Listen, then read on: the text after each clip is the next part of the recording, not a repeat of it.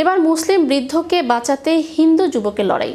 একটি কাপড়ের দোকানের নাম এবং এক যুবকের অসাম্প্রদায়িক অবস্থানকে কেন্দ্র করে যে উত্তেজনা সৃষ্টি হয়েছে তা ভারতের হিন্দুত্ববাদী কাঠামোর উপর এক বড়সড় প্রশ্ন চিহ্ন এঁকে দিয়েছে। এই ঘটনা কেবল একটি বিবাদ নয়, বরং এটি বর্তমান সময়ে মত প্রকাশের স্বাধীনতা ও সংখ্যালঘু অধিকারের সংকীর্ণ হয়ে আসারই এক প্রতিফলন।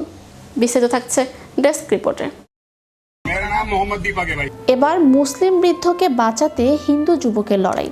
একটি কাপড়ের দোকানের নাম এবং একটি যুবকের অসাম্প্রদায়িক অবস্থানকে কেন্দ্র করে যে উত্তেজনা সৃষ্টি হয়েছে তা ভারতের হিন্দুত্ববাদী কাঠামোর ওপর এক বড়সড় প্রশ্ন চিহ্ন এঁকে দিয়েছে। এই ঘটনা কেবল একটি বিবাদ নয়, বরং এটি বর্তমান সময়ে মত প্রকাশের স্বাধীনতা ও সংখ্যালঘু অধিকারের সংকীর্ণ হয়ে আসারই এক প্রতিফলন।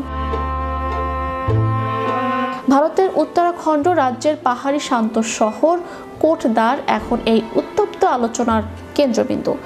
কোটদ্বারের প্যাটেল রোডে গত ৩০ বছর ধরে বাবা ড্রেসেস নামক একটি দোকান পরিচালনা করছেন এক বৃদ্ধ মুসলিম ব্যবসায়ী। দীর্ঘ ৩ দশকে যা কখনো সমস্যা হয়ে দাঁড়ায়নি তা হঠাৎ করেই উগ্র হিন্দুত্ববাদী সংগঠন বজরং দলের রোষানলে পড়ে।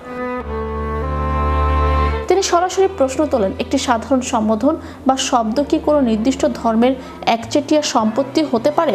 বিতর্কের এক পর্যায়ে সাহসের সাথে তিনি নিজেকে মোহাম্মদ দীপক হিসেবে পরিচয় দেন, যা মূলত উগ্রপন্থীদের সাম্প্রদায়িক বিভাজনের গালে একটি প্রতীকী চর ছিল।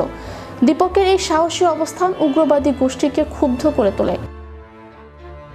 ঘটনার 4 দিন পর হরিদ্বার, ঋষিকেশ ও দেরাদুন থেকে কয়েকশো কর্মী এসে দীপকের ব্যবসা প্রতিষ্ঠান ঘেরাও করে। পুলিশের উপস্থিতিতেই চলে গালিগালাজ ও হুমকি। কিন্তু আশ্চর্যের বিষয় হলো, আইন শৃঙ্খলা রক্ষাকারী বাহিনী হামলাকারীদের দমানোর বদলে দীপককেই নিরাপত্তার খাতিরে থানায় নিয়ে যায়। আইনি প্রক্রিয়ার ক্ষেত্রেও পক্ষপাতিত্বের অভিযোগ উঠেছে প্রকটভাবে। ভিডিও ফুটেজে হামলাকারীদের মুখ পরিষ্কার দেখা গেলেও পুলিশের এফআইআরে তাদের অজ্ঞাত হিসেবে দেখানো হয়েছে। পুলিশ দীপকের বিরুদ্ধেও মামলা করেছে, যা মূলত অপরাধী ও প্রতিবাদীকে একই পাল্লায় মাপার শামিল। এই ঘটনা আবারও মনে করিয়ে দেয় যে অন্ধকারের বিরুদ্ধে দাঁড়াতে হলে কখনো কখনো একা হয়ে পড়ার ঝুঁকি নিতে হয়। কোটদ্বারের এই লড়াই কেবল একটি দোকানের নাম রক্ষার লড়াই নয়, এটি ভারতের আত্মাকে রক্ষার লড়াই।